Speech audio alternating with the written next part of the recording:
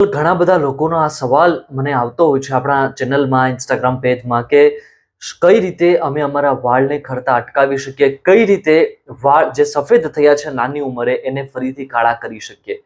ઘણા બધા પુરુષોને, સ્ત્રીઓને ટાલની તકલીફ છે, વાળ ખરવાની તકલીફ છે, અથવા તો વાળ છે તૂટતા હોય, એકદમ ખરાબ નબળી ક્વોલિટીના વાળ થઈ ગયા છે. તો આને સારા કરવા માટે શું કરવું જોઈએ? સૌથી પહેલા તો મેન વસ્તુ છે, વાળ ખરાબ થવા પાછળના કારણો છે આપણો ખોરાક, જીવનશૈલી, ટાઈમ ટુ ટાઈમ ન જમવું, સવારે મોડા ઉઠવું, રાત્રે મોડા સૂવું અને રાત્રે મોડે સુધી જમવું નહીં. ઘણા લોકો એવું કરે છે કે 10-10, 11-11 વાગે જમે છે. હવે જે સમય જમવાનો છે 7 વાગ્યાનો, 8 વાગ્યાનો, 6 વાગ્યાનો, એ સમયે તમે ના જમો ને રાત્રે 10-10 વાગે જમો તો શરીરમાં જે ખોરાક જાય એનું ચરબી સિવાય કોઈ પણ પેલામાં રૂપાંતર ના થાય, કોઈ પણ વિટામિન, ન્યુટ્રિયન્ટ્સ તમને ના મળે. જેમ આપણા જીવન માટે પાણી મહત્વનું છે, જેમ જીવવા માટે, જીવનને ટકી રાખવા માટે પાણીનું મહત્વ છે, એમ વાળ અને શરીરની દરેકના અંગો માટે વિટામિન, ન્યુટ્રિયન્ટ્સનું ખૂબ જ મહત્વ છે. તમે માત્ર ને માત્ર ચરબી આપ્યા કરો તો એનાથી કોઈ પણ પ્રકારનો ફાયદો આપણા શરીરને થતો નથી. હવે મેન વસ્તુ છે પ્રદૂષિત વાતાવરણ. તમે પ્રદૂષિત વાતાવરણની અંદર રહેતા હો, કોઈ પણ એવું સિટી છે કે જ્યાં વધારે પડતું પ્રદૂષણ રહેલું હોય, ધૂળ અને રસકણો વધારે પડતા એ પ્રકારે એક્ટિવ હોય, અથવા તો ઉડતા હોય, અથવા તો વાહનોનો ધુમાડો કે વાહનોના કારણે જે ધૂળ ધુમાડો થતો હોય, એ જે ધુમાડો અને ધૂળ છે આપણા વાળમાં અંદર ભરાય છે, એના કારણે વાળ ડેમેજ પામે છે, ડેમેજ થાય છે. એના સિવાયની બીજી એક સૌથી ભયંકર નુકસાનકારક જે ભૂલ છે એ કે મહિનામાં એકાદ બે વખત જ તેલનો ઉપયોગ કરવો વાળ ધોવા માટે, વાળની માલિશ કરવા માટે. એના સિવાય તેલનો ક્યારેય ઉપયોગ નથી કરતા. તેલ વાપરવું એ આપણે ઘણા બધા લોકો એવું કહે છે કે ભાઈ કોણ તેલ વાપરે, પહેલાના લોકો વાપરતા, હવે આ જે નવો જમાનો છે તેલ ના વાપરે. તમે તેલ નથી યુઝ કરતા, તેલ વડે તમે માલિશ નથી કરતા, એ કારણથી તમારા વાળને જે પ્રોટીન, ન્યુટ્રિયન્ટ્સ, વિટામિન્સ કંઈ પણ જે જોઈએ છે, જે ખોરાક જોઈએ છે એ મળતો નથી. અને મેન વસ્તુ એમાં શું છે, તમે વગર તેલ નાખ્યા વગર જ શેમ્પુ કરી લો છો. જે નેચરલ ઓઇલ જે આપણા વાળમાં હોવું જોઈએ, એ નેચરલ ઓઇલ તમારા વાળમાં નહીં રહે તો તમે એના પછી અગર તમે શેમ્પુ કર્યા કરશો, જે નેચરલ ઓઇલ જે હોવું જોઈએ તો નથી જ, અને તેમ છતાં પણ તમે શેમ્પુ કર્યા કરો છો, તો એ કારણથી તમારા વાળ ધીરે ધીરે ધીરે ધીરે નાબૂદ થવાના આરે આવી જાય છે, એકદમ ખરાબ થઈ જાય છે. એટલે આ પરિસ્થિતિમાં પછી તમે એવું કહો કે હવે મારે વાળ સુધારવા છે, અલગ અલગ તેલનો ઉપયોગ કરો, અલગ અલગ શેમ્પૂનો ઉપયોગ કરો, બુદ્ધિનો ઉપયોગ જરા પણ ના કરો, તો ક્યારેય પણ તમને સારું રિઝલ્ટ ના મળે. હવે હું તમને કહું એ વાતો ઉપર તમે ધ્યાન રાખો. સૌથી પહેલું કામ તમારે જે સુધાર કરવાનો છે એ છે ઓઇલ. તમે કોઈ પણ તેલ લો, કોઈ પણ પ્રકારનું તેલ, મોટા ભાગે નારિયેળ તેલ, હું તો કહું છું 99% લોકોએ નારિયેળ તેલનો જ ઉપયોગ કરવો જોઈએ, કોકોનટ ઓઇલ, કે જેના વડે રોજ નહીં તો જ્યારે પણ તમારે નાહવાનું છે, જેમ કે કોઈ બહેનો છે 2-3 દિવસે, 4 દિવસે વાળ સાફ કરે છે, ધોય છે, તો જ્યારે પણ વાળ ધોવાના છે એના આગલી રાતે તમે તેલ લગાવી લો, સારી પેડ તેલ વડે તમારા માથાની વાળની માલિશ કરી લો.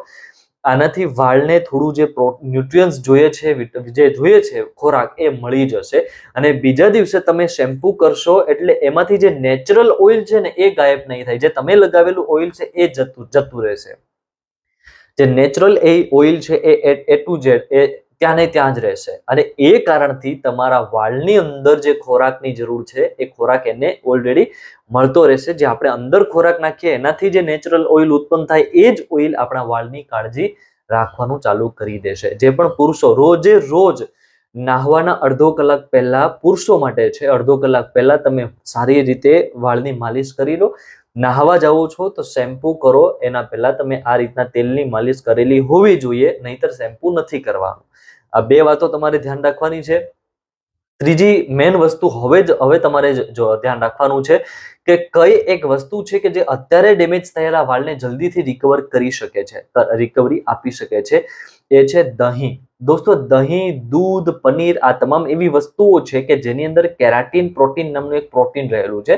પ્રોટીનના ઘણા બધા પ્રકારો છે, 15-20 એવા પ્રકારો છે કે જેની શોધ થયેલી છે, 100 એવા પ્રકારો છે કે જેની શોધ પણ હજુ નથી થઈ. એટલે એમાંનું એક પ્રોટીન એટલે કેરાટીન પ્રોટીન, જે આપણા નખ માટે, વાળ માટે ખૂબ ઇમ્પોર્ટન્ટ છે. એ પ્રોટીન તમને દહીંમાંથી ભરપૂર મળશે. હવે તમારે કરવાનું શું છે, એક તાંબાનો કળશો લેવાનો છે. એ તાંબાના કળશામાં, તમારા ઘરે જે પણ કળશો હોય એ તાંબાના કળશામાં 50 ml જેટલું દહીં, તમારે 100 ml, તમારા વાળ વધારે હોય તો 100 ml જેટલું દહીં તમારે એમાં નાખવાનું છે. એને ઢાંકી દેવાનો છે. 3 દિવસ માટે તમારે એ તાંબાનો કળશો ઢાંકેલો રાખવાનો. એ પછી તમારે 3 દિવસ પછી જ્યારે પણ તમારે નહાવાનું છે એના 2-3 કલાક પહેલા અથવા 1 કલાક પહેલા એ દહીં લઈ તમે વાળમાં લગાવો. ધીરે ધીરે દહીં જેટલું પણ દહીં છે બધું ધીરે લગાવી વાળના ઊંડે સુધી બધા વાળમાં માલિશ કરો. પુરુષો હોય પુરુષોની દાઢીમાં પણ માલિશ કરી શકો. આ જે દહીંની અંદર જે ભળેલું તાંબુ છે એ 2 વસ્તુ, દહીં કે જેમાં કેરાટીન પ્રોટીન અને તાંબુ, આ 2 વસ્તુ તમારા વાળને તાત્કાલિક મજબૂત કરી આપશે, સફેદ થયેલા વાળને કાળા કરશે અને ધીરે ધીરે તમારા વાળની જે ક્વોલિટી છે, જે ખરાબ થઈ ગયેલી છે એને સારી કરી આપશે અને ક્વોન્ટિટી વધારશે. આ તમામ બાબતો તમારા જીવન માટે, તમારા પરિવાર માટે ખૂબ ઉપયોગી છે. એ સિવાય એક વસ્તુ છે મેથી. મેથીને વાળ માટે વરદાન સ્વરૂપ વસ્તુ ગણવામાં આવી છે. જી હા દોસ્તો, તમારે રોજ રાત્રે 15 જેટલા દાણા તમારે મેથીના લેવાના. 10 પણ લઈ શકો, 15 લઈ શકો. આ બિલકુલ પણ ખરાબ નથી, ગરમ નથી લાગતું. ઘણા બધા બહેનો એવું કે આ ગરમ લાગે ને આવું થાય. રાત્રે પાણીમાં એટલા માટે જ પલાળીને સવારે વસ્તુ ખાવાનું કહે છે. તમે ચણા પલાળીને સવારે ખાઓ તો એની અંદરનો જે વાયુનો પ્રકોપ છે 70-80% ગાયબ થઈ ગયો હોય. એટલા માટે રાત્રે પલાળીને ખાવાનું કહેવામાં આવે. બદામનું પણ એક રીઝન છે, એના વિશે પણ વિડીયો મૂકીશ, પણ આજે તમને મેથી વિશે જણાવું.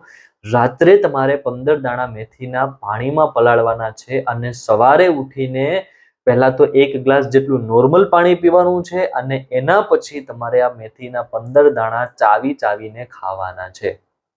આવું કરવાથી આ મેથીના દાણા રેગ્યુલર 1 મહિનો દિવસ સુધી પણ તમે ખાઈ લેશો તો તમારા વાળની જે સ્થિતિ અત્યારે છે એનાથી 10 ગણી સારી આવનારા 1 મહિનામાં થઈ જશે. આ હું વચન આપું છું.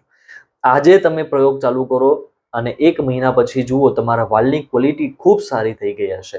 આ સિવાય જમવામાં ધ્યાન આપો, નાસ્તો પરફેક્ટ કરો. નાસ્તામાં દૂધ લો, બપોરે જમવામાં દહીંનો ઉપયોગ કરો, રાત્રે જમવામાં અથવા જમ્યાના 2 કલાક પછી દૂધનો ઉપયોગ કરો. કારણ કે દૂધ આપણા શરીર માટે અમૂલ્યમાં અમૂલ્ય વસ્તુ છે. એમાં વિટામિન ડી, કેરાટીન પ્રોટીન અલગ અલગ પ્રકારના, આ સિવાય કેલ્શિયમ છે, વિટામિન D3 છે અને એ સિવાયની ઘણી વસ્તુઓ છે કે જે આપણા બોડીના સાંધાને, આપણા બોડીના વાળ, નખ અને શરીરને મજબૂત રાખવાનું કામ કરે છે. એના સિવાય કઈ કઈ વસ્તુ છે?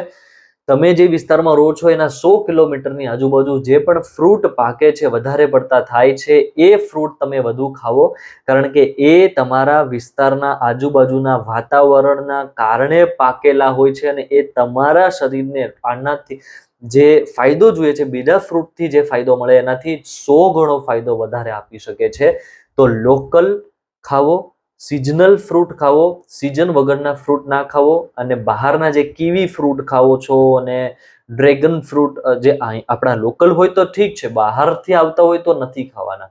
કીવી ફ્રૂટ તો બહારથી જ આવે છે, ન્યુઝીલેન્ડથી, એટલે એ તો બિલકુલ નથી ખાવું. તમારે વિટામિન સી જોઈએ છે, સૌથી વધારે વિટામિન સી તો આપણા જમરૂખમાં છે, જામફળમાં છે.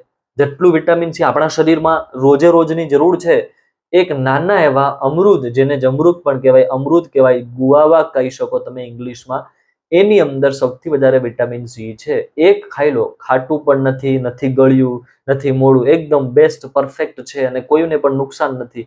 કબજિયાત માટે, બધા રોગ માટે સારું છે. તો એ જમરૂખ ખાવો, જેનાથી વિટામિન સી મળશે, જે આંખો માટે, વાળ માટે ખૂબ ઉપયોગી છે. આ વિડીયો બધાને શેર કરો. વાળ જેના ખરે છે એમને ખાસ કરો, જેમને સફેદ થયા છે નાની ઉંમરે એમને પણ કરો. અને ખાસ વિડીયો આવનારા સમયમાં પણ હું બધા રોગ માટે મૂકતો રહીશ. મને કોમેન્ટમાં જણાવો તમારે શેના વિશે જાણવું છે, હું એનો વિડીયો હવેથી નેક્સ્ટમાં બનાવીશ. આભાર.